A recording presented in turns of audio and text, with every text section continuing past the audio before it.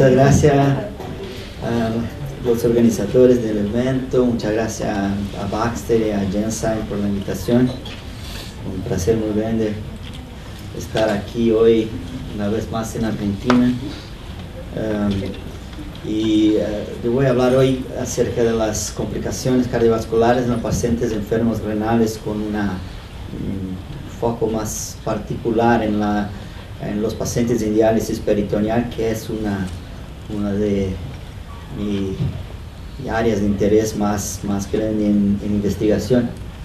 Estos son los potenciales conflictos de interés con los patrocinios de mi investigación, con las consultorías y también honorarios, pero yo pienso que la mayor parte de las diapositivas hoy van a repetir mucho de los estudios que están publicados, entonces yo no pienso que vamos a tener un problema de conflicto de interés. Bueno, lo que oímos hoy en el inicio de la tarde acerca de la epidemiología de la enfermedad cardiovascular podemos visualizar aquí en esta diapositiva, que es un progresivo aumento de la interferencia de la disfunción renal en el sistema cardiovascular con la progresión de la enfermedad renal, que empieza temprana con la interferencia de los mismos factores de riesgo para la progresión de la enfermedad renal y la enfermedad cardiovascular. Pero yo pienso que más importante es un cambio en los factores de riesgo que ocurren justamente en la transición entre los estadios 3 para 4 de la enfermedad renal. Esto es muy característico en los estudios epidemiológicos, en los estudios experimentales y también para todos nosotros que cuidamos de los enfermos renales, que son enfermos con una cierta característica muy acerca de la enfermedad cardiovascular hasta el momento que la filtración glomerular está acerca de 50. Abajo de eso cambian totalmente. Y justamente en este momento que nosotros nefrólogos nos sentimos más útiles a los pacientes porque pasamos a dominar algunos de los factores de riesgo en la identificación, en el manejo de la anemia, de la desnutrición, de la disfunción, las alteraciones del metabolismo calcio-fósforo PTH, la hipertensión más resistente, la sobrecarga de volumen y todos los otros.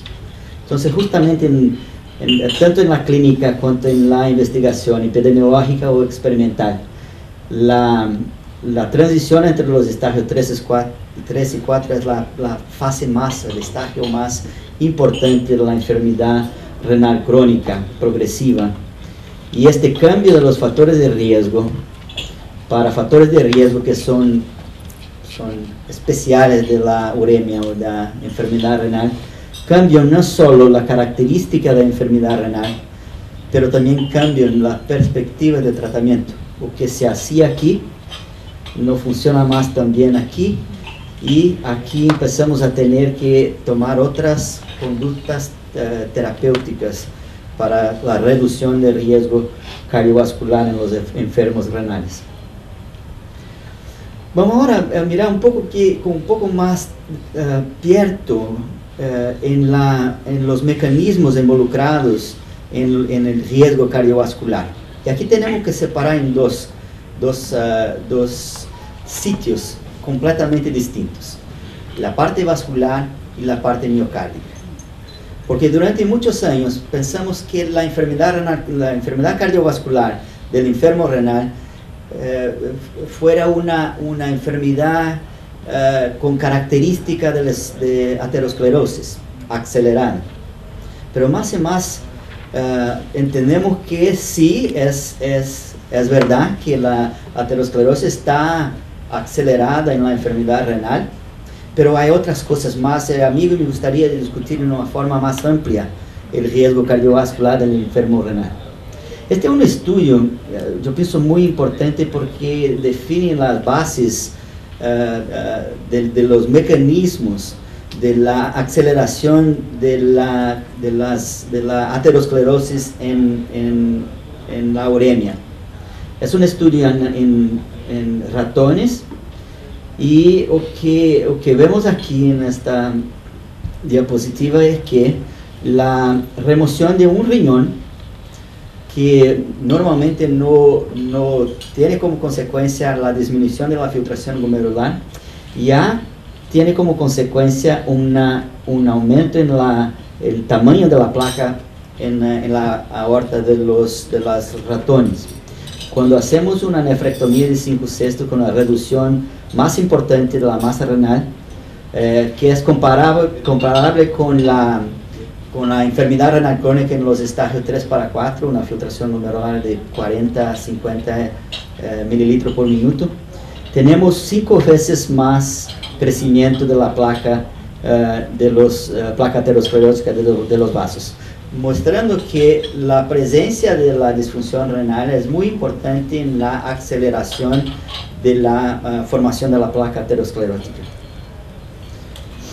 Y podemos mirar también en las imágenes de un ultrasonido intravascular, en un estudio de un cardiólogo con nosotros, Varela, en Curitiba, que ha ponido un catéter de angioplastía en los vasos de pacientes enfermos renales en diálisis y comparó con los vasos de pacientes con coronariopatías sin la presencia de enfermedad renal, con función renal normal.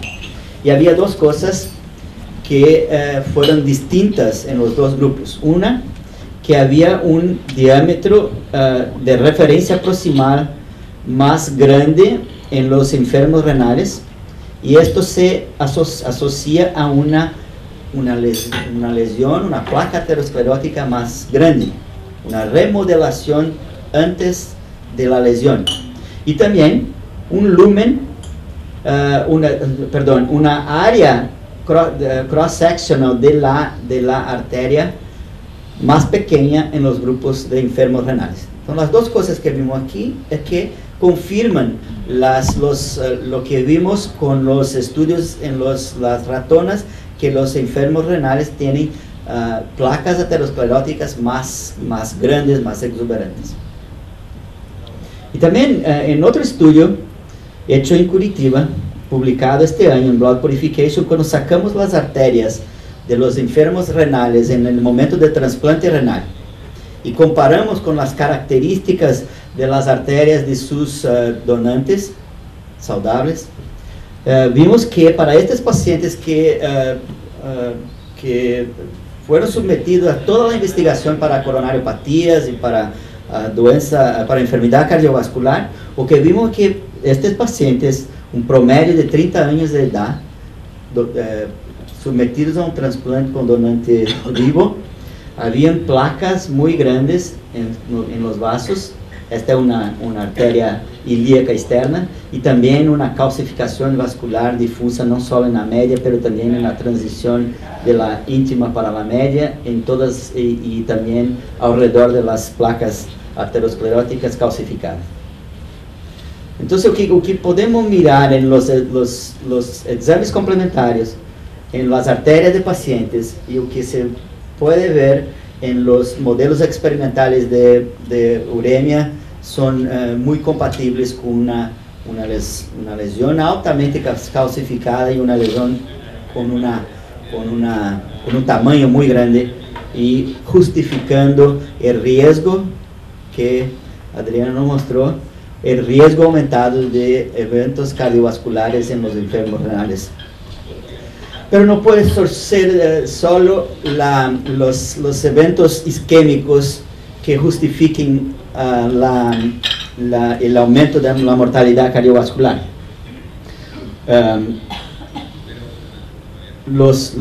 La mortalidad cardiovascular tiene como causa un infarto agudo del miocardio en solo 9% y una enfermedad cerebrovascular en 4%. La mayor parte de los eventos cardiovasculares son muerte súbita. Y hoy en día, incluyendo la posición de Cadigo en un paper que fue publicado recientemente en Kidney International, consideran que muy probablemente la principal causa de muerte súbita en los enfermos renales es una consecuencia de alteraciones miocárdicas, no necesariamente de lesiones características de un evento agudo isquémico. Y esta es la característica del corazón de los enfermos renales en un estudio de necropsias hecho en Alemania, y que muestra que el corazón de los enfermos renales tiene un espesamiento de la arteriola, de la pared de la arteriola, una hipertrofia de las células musculares lisas y una intensa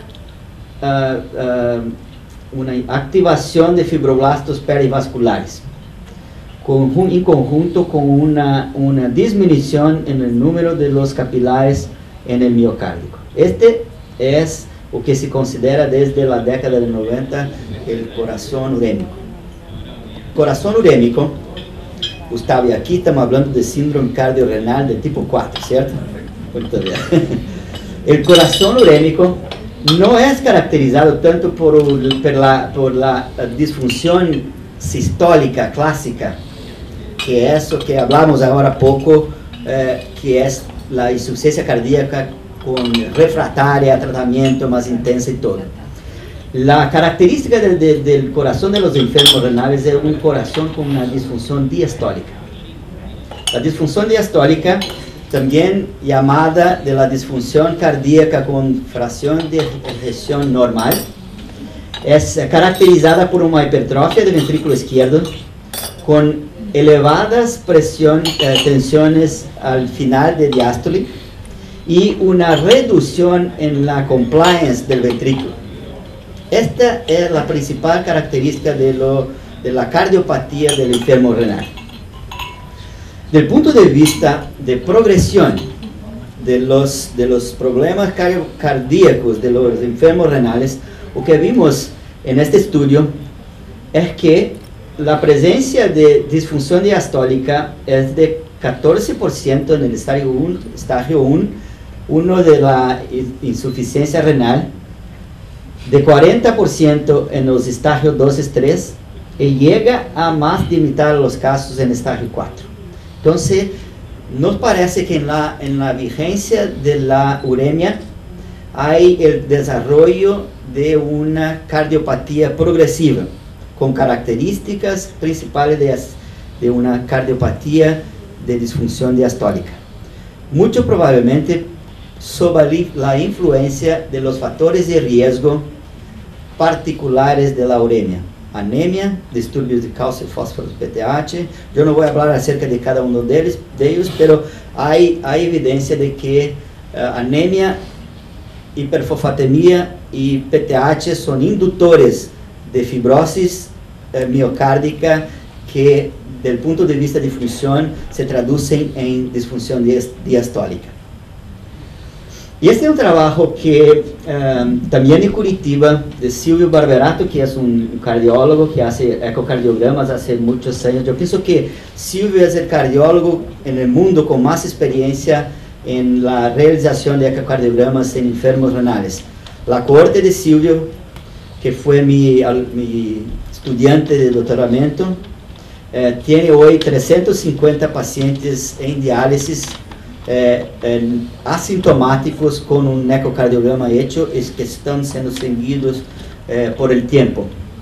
Y pondo junto todos los 350 pacientes que Silvio ha acompañado, lo que vimos es que la disfunción diastólica fue presente, y aquí estamos hablando de pacientes asintomáticos, no son pacientes que son referenciados a un ecocardiograma porque están sintiendo algo. 81% de prevalencia de la disfunción diastólica. La mayor parte de los pacientes asintomáticos o con síntomas no muy grandes de insuficiencia cardíaca. Solo más importante que la disfunción diastólica es la presencia, y todos sabemos esto, la presencia en 90% de los pacientes de hipertrofia del ventrículo izquierdo.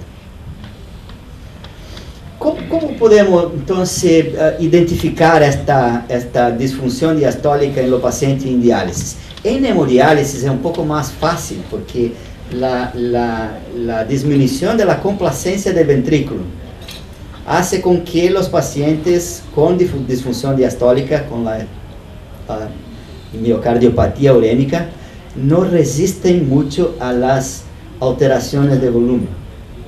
Entonces, para un paciente en hemodiálisis es muy típico que la hipotensión intradialítica sea un señal precoz de la disfunción diastólica.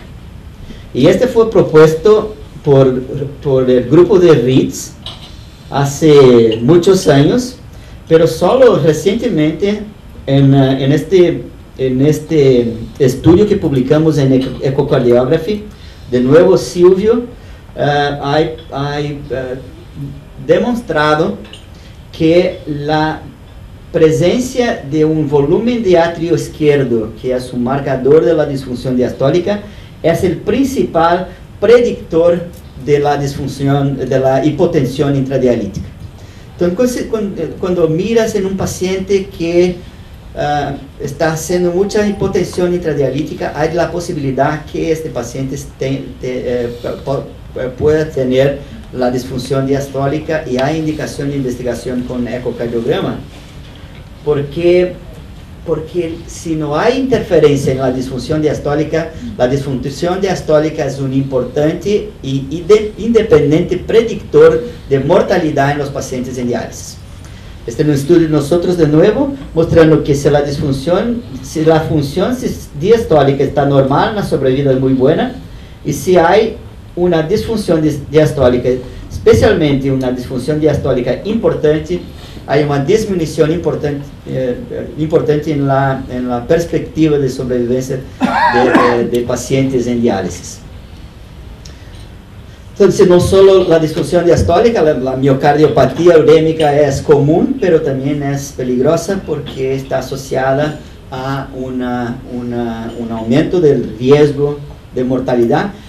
Y no hay estudios que miran con más cuidado en la causa de la mortalidad, pero mi percepción es que mucha de la mortalidad asociada a disfunción diastólica es de muerte súbita, que es esta cosa que nosotros no sabemos exactamente cómo diagnosticar, pero en realidad es el paciente que salió el viernes de la unidad de diálisis no volvió para la primera sesión de la mañana. ¿Conoces a un caso como ese? En el estudio 4D, 25% de la mortalidad fue exactamente una historia como esta. Mortalidad en casa, dormindo muchas veces, el día antes o la noche antes de la próxima diálisis, después del periodo prolongado. Mucho probablemente pacientes con disfunción diastólica. Y este se puede ver también desde el punto de vista de hemodiálisis con la asociación entre la ultrafiltración y mortalidad en el estudio HIMO en los Estados Unidos, que muestra que si necesitamos ultrafiltrar más los pacientes de hemodiálisis, tenemos un aumento en la mortalidad de estos pacientes.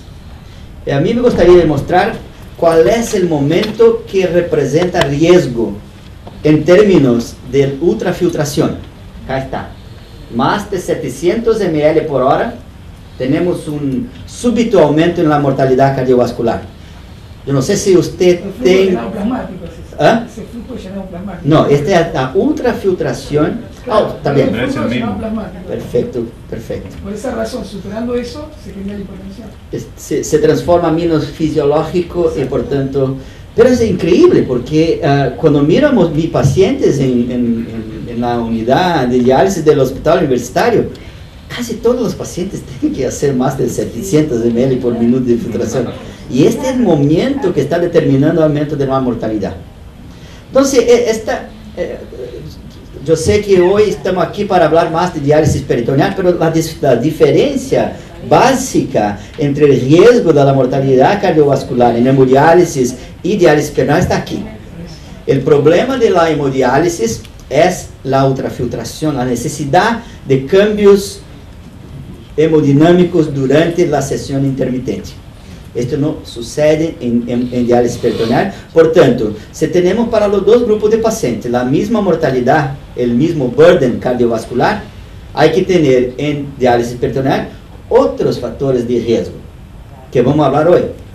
Y esos factores de riesgo son principalmente la sobrecarga de volumen crónica de los pacientes en diálisis peritoneal y la carga de glucosa. Bueno, y tenemos también el problema de mortalidad cardiovascular específicamente en los enfermos en diálisis peritoneal. Yo pienso que sí. Este es el estudio BRAS-PD, que es hoy en día el mejor estudio de cohorte de pacientes en diálisis peritoneal del mundo. Tenemos hoy en día 11.000 pacientes en seguimiento.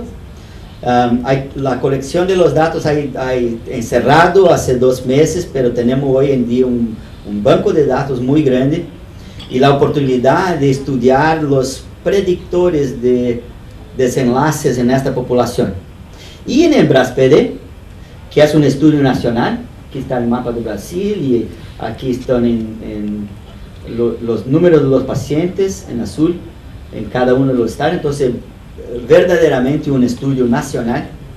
En su fase más en su pico, el BRAS-PD capturaba la información del 70% de toda la población de diálisis peritoneal en Brasil. Y el seguimiento de casi 5 años, el seguimiento promedio. Y en el BRAS-PD, como los estudios en otras partes del mundo, como los estudios de hemodiálisis, en el BRAS-PD, el 60% de la mortalidad es una mortalidad de causa cardiovascular.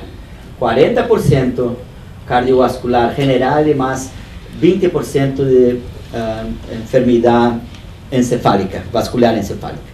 Entonces, la misma situación en Latinoamérica y la misma situación en la población específicamente de diálisis peritoneal.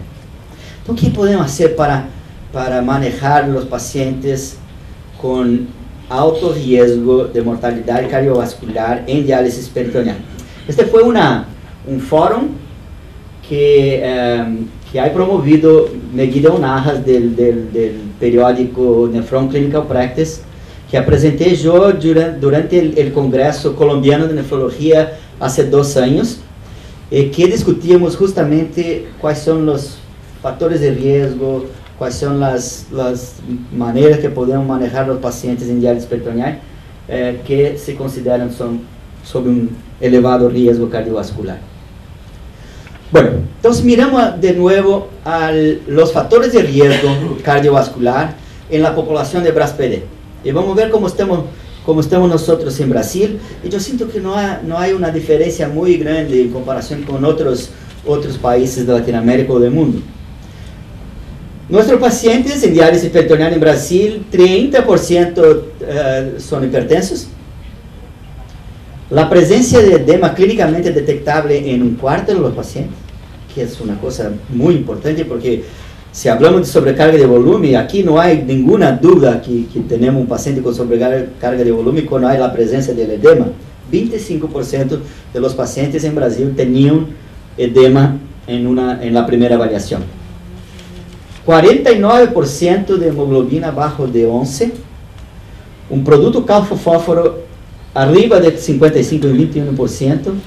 Aquí de nuevo, Adriana, sí, mira la misma situación que vimos ahora poco en Argentina, tenemos en Brasil, en el estudio BRAS-PD 36, yo pienso que tus datos son muy parecidos. Y 10% con PTH arriba de 600, mostrando aquí que la enfermedad, el disturbio de metabolismo mineral más frecuente en diálisis peritoneal en Brasil, como en Argentina, es la enfermedad adinámica. Albúmina y otros factores de riesgo cardiovascular también fuera del control en 1/3 de los pacientes. Entonces, la prevalencia de factores de riesgo cardiovascular sin control en la población de diálisis peritoneal en Brasil justifica la elevada mortalidad cardiovascular. Y hay mucho que hacer, porque todos estos factores de riesgo son factores de riesgo potencialmente modificables. Todos estos. Muchos de ellos con la prescripción de diálisis peritoneal y algunos de ellos con la suplementación de otras medicaciones para el control de los factores de riesgo. Anemia. Anemia es un problema y 49% de los pacientes empezando diálisis peritoneal tenían una hemoglobina abajo de 11, ¿correcto? La anemia se controla o la hemoglobina se eleva durante los primeros 3 meses en diálisis peritoneal en el corte del Braspeler y se normaliza a los niveles recomendados de 12 solo en los pacientes que empiezan diálisis con diálisis peritoneal programada. Entonces, si hay una indicación de diálisis peritoneal primaria, los pacientes que empiezan la diálisis con una hemoglobina de 11 se eleva a casi 12. O que no ocurre con los pacientes de dos otros grupos. Si los pacientes vienen transferidos de hemodiálisis o si los pacientes no han tenido un cuidado predialítico de más de 3 meses. Entonces, esos pacientes, mismo después de 4 meses, 5 meses en diálisis peritoneal, la situación de anemia no está corregida totalmente. Que muestra que no solo la disponibilidad de eritropoetina, la disponibilidad de hierro que nosotros tenemos en Brasil, vosotros también en Argentina, es determinante del control de la anemia en diálisis peritoneal. Una otra cosa que ocurre en 20 a 30% de los pacientes que es la resistencia al tratamiento con eritropoetina. Y esa resistencia muchas veces es algo que viene con las condiciones clínicas de los pacientes empezando diálisis peritoneal. Inflamación, sobrecarga de volumen, acceso vascular prolongado y todo otro, que muestra que el problema se mantiene durante el tiempo. El problema de la enfermedad, de los disturbios del metabolismo mineral. En diálisis peritoneal, aquí mostramos una progresiva, que es el paciente empezando diálisis peritoneal después de 12 meses y 24 meses, son 8 pacientes solo, pero pacientes que tenían biopsias del hueso, mostrando entonces que más tiempo en diálisis peritoneal, más prevalencia de la enfermedad adinámica. ¿Por qué? La verdad, porque si utilizamos las soluciones estándar de diálisis peritoneal con una concentración de calcio de 1.7 milimol por litro, tenemos, si no hay una ultrafiltración significativa, tenemos un balance positivo de calcio. Y el balance positivo de calcio induce la reducción en PTH y el desarrollo de una enfermedad del hueso que es de bajo turnover. Entonces, la utilización de soluciones con calcio en la concentración normal, en la mayor parte de los pacientes enfermos renales en diálisis peritoneal, está induciendo en muchos pacientes un problema que es un importante predictor de mortalidad, que es la enfermedad adinámica. Entonces, si queremos cambiar, especialmente los pacientes que tienen un PTH bajo, este paciente tenemos que hacer algo para cambiar la situación del hueso y el riesgo cardiovascular. ¿Y qué podemos hacer?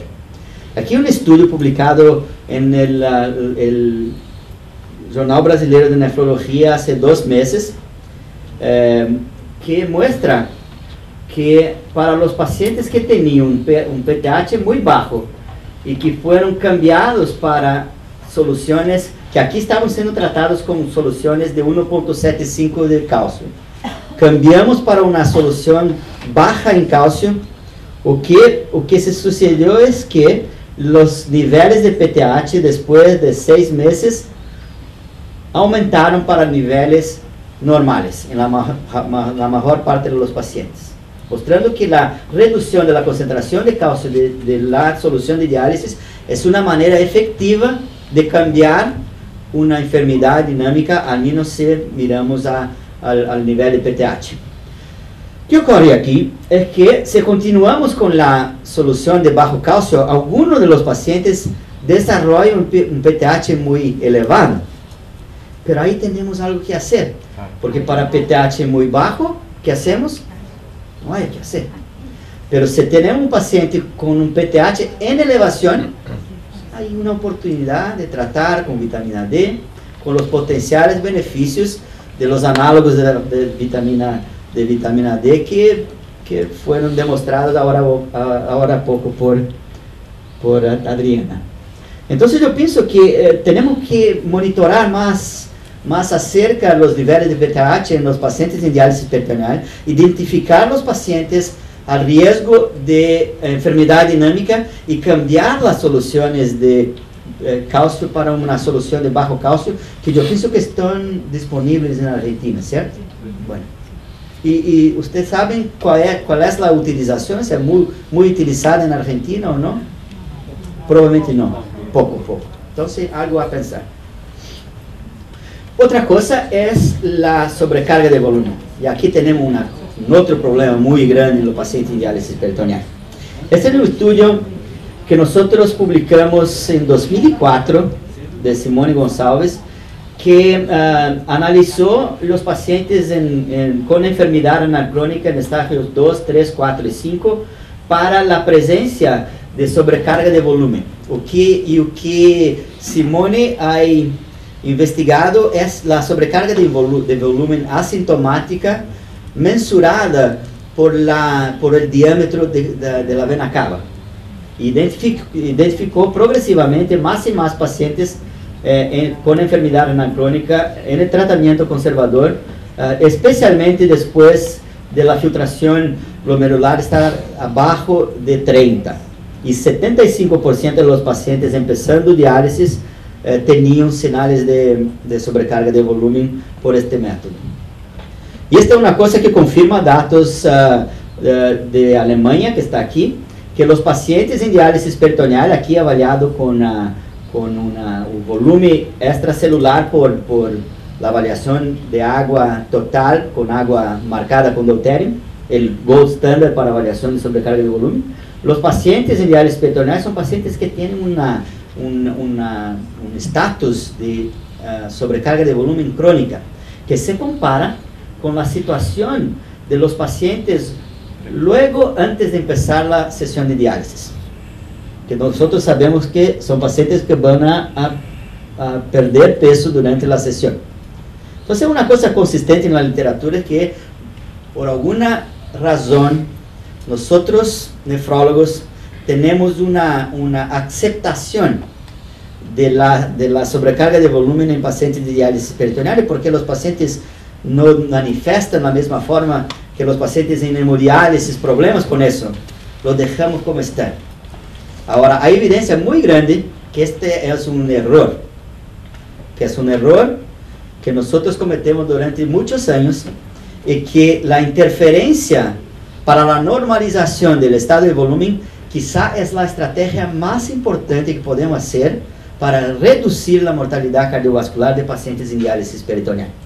¿Y dónde está la evidencia? Bueno, antes de eso, un otro estudio de BRAS-PD que fue sometido hace 2 semanas para publicación, que muestra con un poco más de detalles la condición de los pacientes con edema en diálisis peritoneal en los estudios de corte.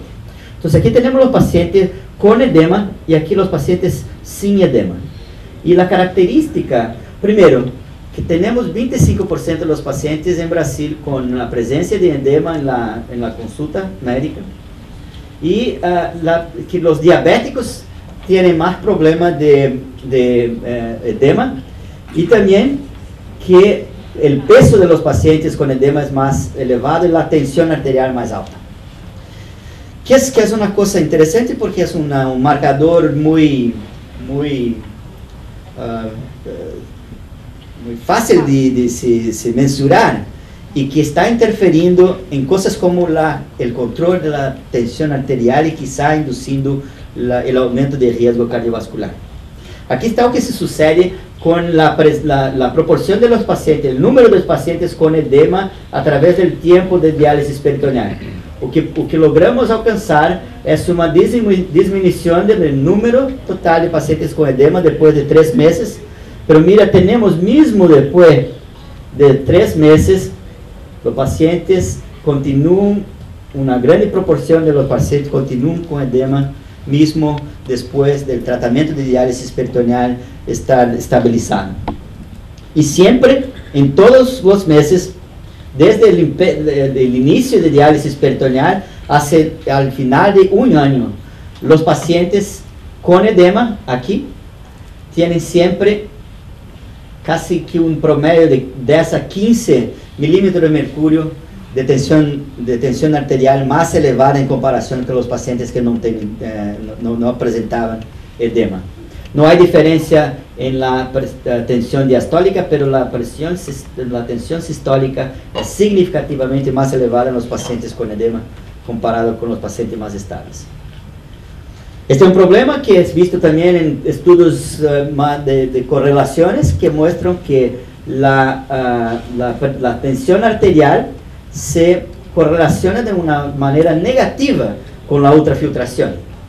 Entonces, muy probablemente los pacientes con edema, si los ultrafiltramos mejor o si controlamos el volumen de una manera más eficiente, podríamos lograr una reducción en la tensión arterial y quizá una reducción del riesgo cardiovascular. Porque la sobrecarga de volumen está claramente involucrada en peores desenlaces. Este diapositivo viene del estudio ADMEX de México y que muestran que los pacientes que tienen los niveles de BNP más elevados, los pacientes con más sobrecarga de volumen, tienen una mortalidad más importante. ¿Y qué podemos hacer por los pacientes? Debemos, como una primera actitud, debemos atentar a ultrafiltrar más los pacientes, aumentar la concentración de glucosa. No. La primera cosa que debemos hacer es el manejo clínico y la orientación dietética de los pacientes en relación a reducción de la ingesta de sodio.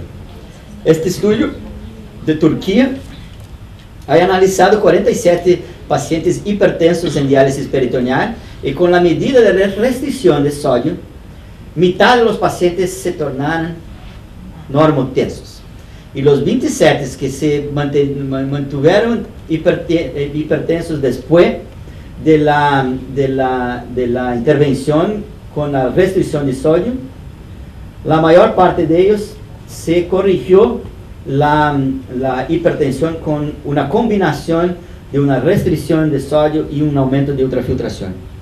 Porque yo pienso que ese estudio que falta en este estudio es una otra estrategia que es muy importante también, que es la inducción de un aumento de la remoción de sodio por la orina con la utilización de diurético, que podría quizá anteceder a una provocación de un aumento de la ultrafiltración.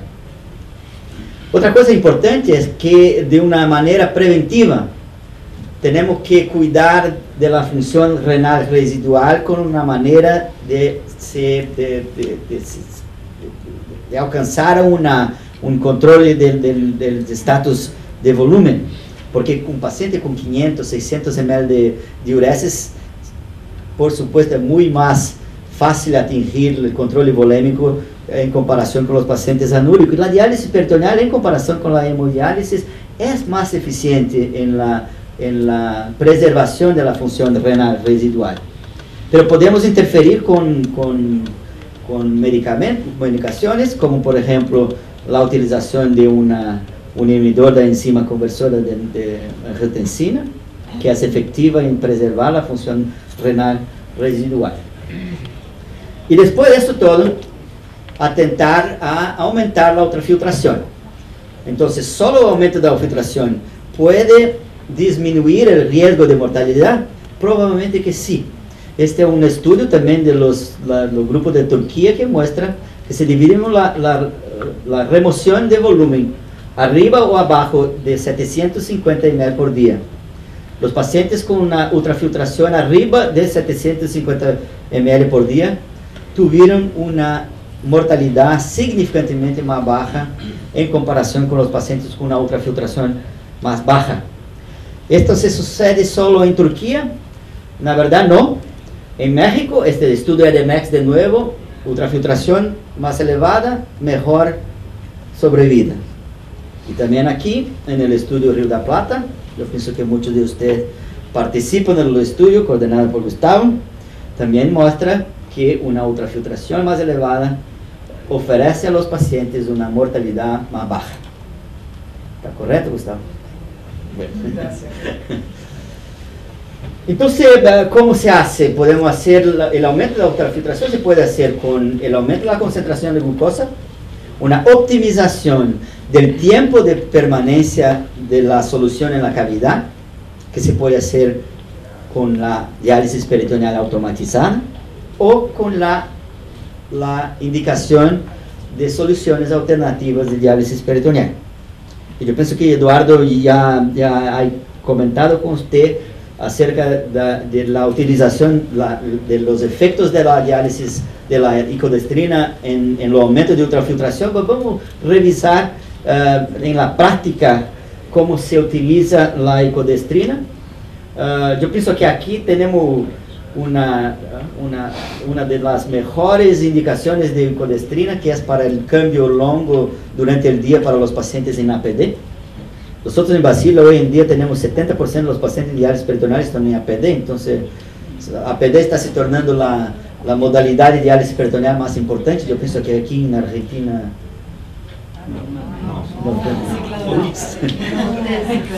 no tiene cicladoras.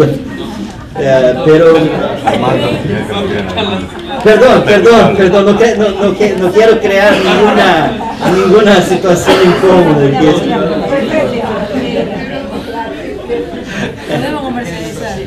Pero sí, yo pienso que aquí nosotros en Brasil tenemos experiencia con un estudio que voy a comentar aquí a poco, que utilizamos en el cambio más longo durante el día. Es muy cómodo para los pacientes y exactamente cubre un periodo que para otros pacientes con solución de glucosa generalmente tenemos que hacer un cambio diurno que hace en términos de calidad de vida de los pacientes una interferencia muy grande.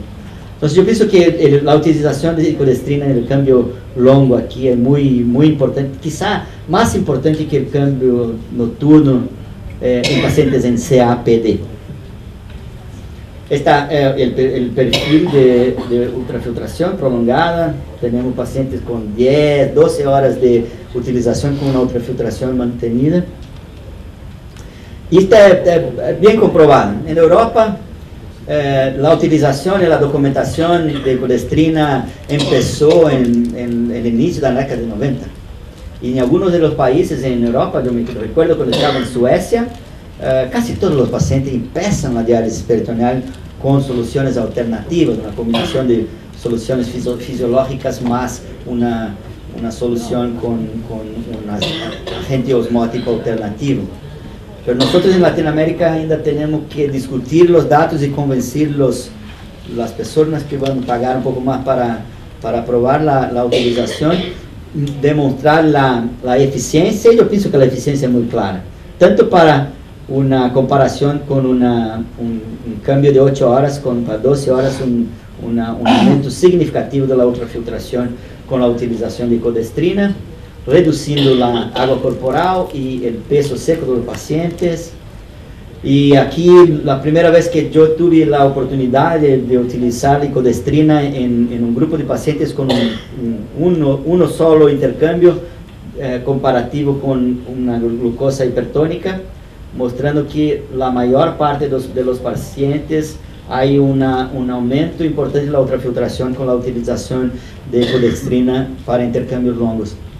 La cosa interesante de este estudio en São Paulo es que los pacientes que más se beneficiaron de la utilización de icodestrina fueron justamente los pacientes que tenían más dificultades de ultrafiltración con la glucosa, porque la ecodestrina es más eficiente en los autotransportadores, que son los pacientes con más falla de ultrafiltración. Y la última cosa que a mí me gustaría discutir con vosotros en los próximos 10 minutos es las consecuencias metabólicas de la diálisis peritoneal, que yo pienso que en combinación con el problema de volumen, la repercusión metabólica es el problema genera el problema cardiovascular en los pacientes en diálisis peritoneal, distinto de los problemas cardiovasculares de hemodiálisis que discutimos ahora poco. Y las alteraciones metabólicas en lo enfermo renal empiezan antes de los pacientes iniciar el tratamiento dialítico. Está muy claro desde la década de 70 que la uremia es un estatus de resistencia insulínica. La uremia induce, especialmente por los disturbios metabólicos, pelo perfil lipídico y también por la inflamación sistémica, induce en las células del cuerpo, especialmente las células musculares, una incapacidad en utilizar la glucosa y metabolizar la glucosa, generando lo que se llama hoy en día de resistencia insulínica. Y la diálisis peritoneal, cuando empezamos, tiene una corrección de esta resistencia insulínica que es un poco menor. Hay una mejoría en la resistencia insulínica antes y después del iniciar el tratamiento dialítico con diálisis peritoneal. Pero mire que aquí la mejoría que se logra con hemodiálisis es más intensa. ¿Por qué? Porque la diálisis peritoneal probablemente mejora la resistencia insulínica, pero introduce la absorción de una carga de glucosa más elevada y quizá un disturbio metabólico adicional. Y lo que vamos a ver de aquí a poco es que siempre, en términos de disturbio de los metabolismos de la glucosa, los pacientes en diálisis peritoneal siempre tienen un patrón más ruin de disturbios metabólicos en comparado con pacientes en hemodiálisis.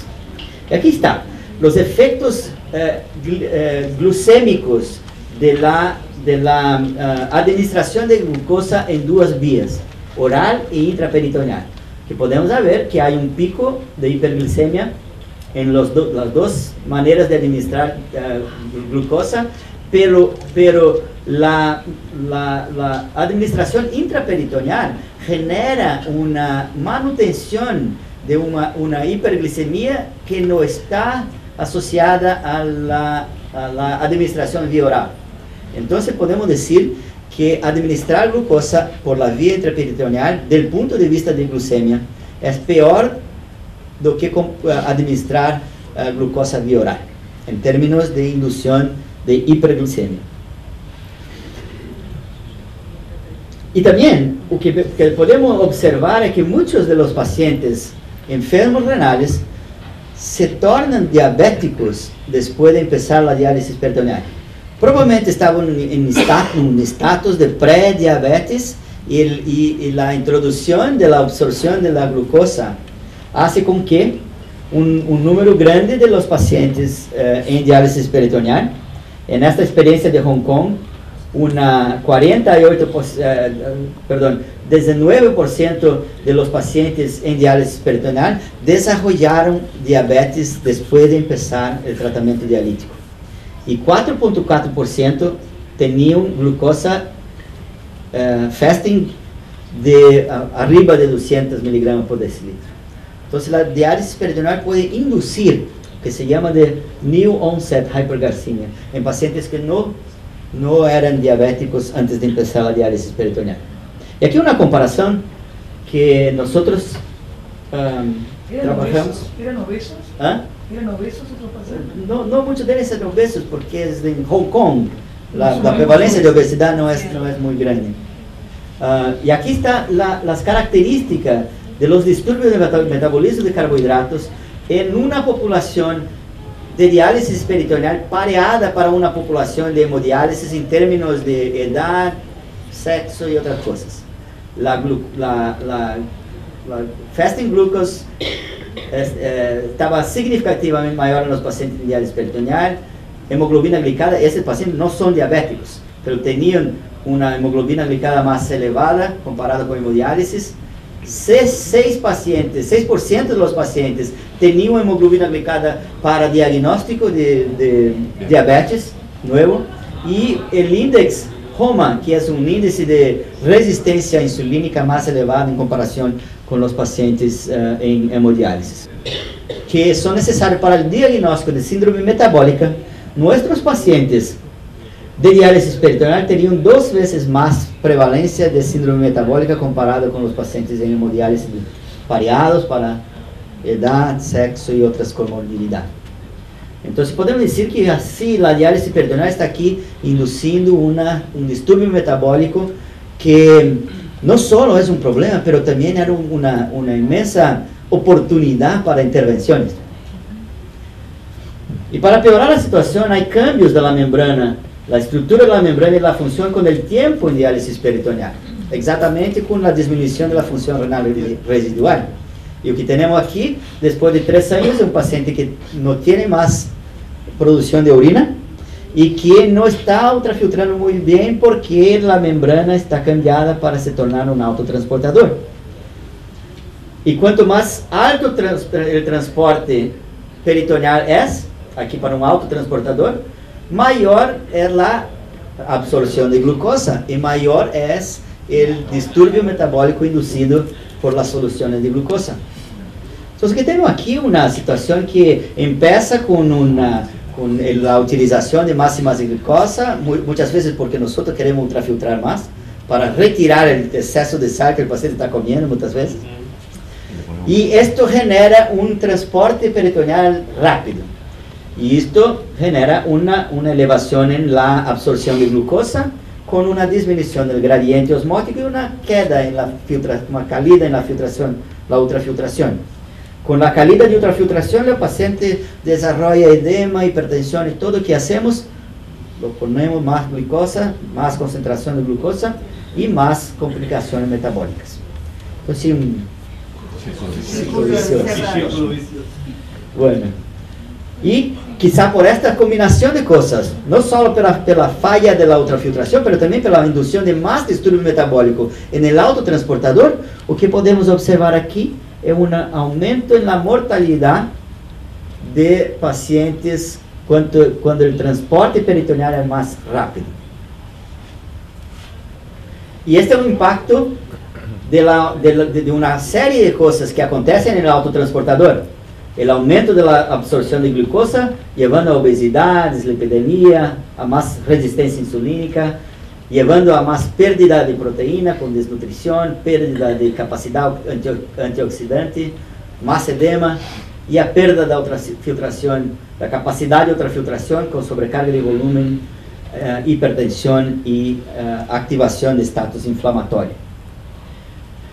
Y por supuesto, esta repercusión metabólica es un predictor de mortalidad en diálisis peritoneal. Aquí estamos con los pacientes en diálisis peritoneal, aquí en pacientes con diabetes, mortalidad muy grande, pero también en el nivel prediabético, también cuanto más elevada la glicemia, más elevada es la mortalidad cardiovascular de estos pacientes.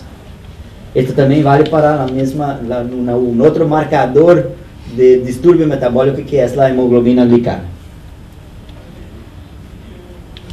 Más importante que podemos hacer algo, y parece que con pacientes en diálisis peritoneal con control glucémico bueno, tienen una reducción en el riesgo cardiovascular. Esto vale para un criterio clínico de control glicémico, pero también para un criterio basado en la hemoglobina glicada. ¿Cuál es el rol de la ecodextrina en la reducción? Ahora no vamos a hablar de los beneficios de ultrafiltración, pero vamos a hablar en los beneficios metabólicos de la ecodextrina. La ecodextrina mejora los niveles de insulina, mejora la situación de resistencia insulínica comparada con soluciones de glucosa. También hay una reducción significativa de la hemoglobina glicada en pacientes un mes después de empezar con icodestrina en comparación con el baseline. Y yo pienso que este es el estudio más importante de icodestrina desde el punto de vista práctico, pero también por ser un estudio que miró a todos los estudios metabólicos, incluyendo la mortalidad cardiovascular, en un grupo que es un grupo muy especial, que yo pienso que es el grupo más, donde está la mejor indicación de la utilización de un agente que reduce la reabsorción de glucosa, que es la de icodestrina. Este grupo que estoy hablando es el grupo de diabéticos autotransportadores.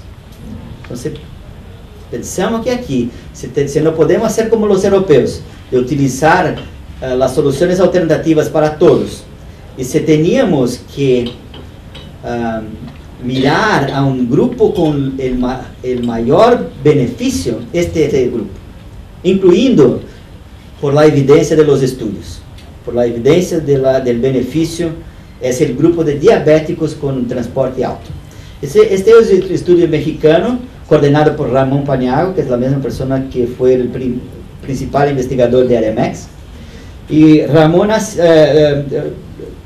hecho este estudio, que es un estudio randomizado de icodestrina versus glucosa para el cambio longo de la noche en pacientes en CAPD diabéticos con característica de autotransportadores. Mira la reducción en la dosis de insulina, la reducción en la glicemia de los pacientes, la reducción importante y significativa de la hemoglobina glicada y la reducción de la mortalidad cardiovascular, la mortalidad total de los pacientes, mismo siendo un grupo pequeño, fue significativa para pacientes, significativamente menor para pacientes utilizando icodestrina durante 15 meses comparado a pacientes utilizando glucosa. Hay otros estudios en andamiento. Este es un estudio que nosotros estamos coordinando en Brasil, que se llama el estudio START, que está utilizando la misma diseño de estudio, randomizando pacientes glucosa versus icodestrina, pero aquí estamos en pacientes en APD, para el intercambio longo, y pacientes no diabéticos, pero todos autotransportadores. Tenemos 45 pacientes reclutados. La idea es que la publicación sea para la segunda parte del año de 2012. Quizá por todo esto, por una preocupación que nosotros tenemos hoy en día en cuanto a comunidad de personas interesadas en diálisis peritoneal, en identificar otros factores de riesgo particulares de la diálisis peritoneal que son pasíveis de cambio. Las cosas en diálisis peritoneal, los resultados clínicos en diálisis peritoneal han cambiado de una manera distinta en comparación a los cambios de resultados en hemodiálisis. Y este es el último estudio que voy a mostrar hoy, que es un estudio en un número impresionante de pacientes en diálisis, publicado en el Journal Archives of Internal Medicine en mayo de este año, que ha hecho una comparación de resultados entre pacientes en hemodiálisis, 620.000 pacientes, y pacientes en diálisis peritoneal, 64.000 pacientes. ¿Qué muestra ese estudio?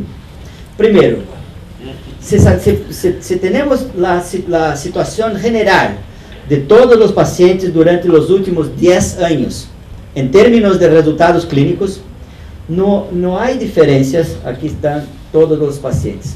No hay diferencias significativas entre la mortalidad de pacientes en hemodiálisis con diálisis peritoneal.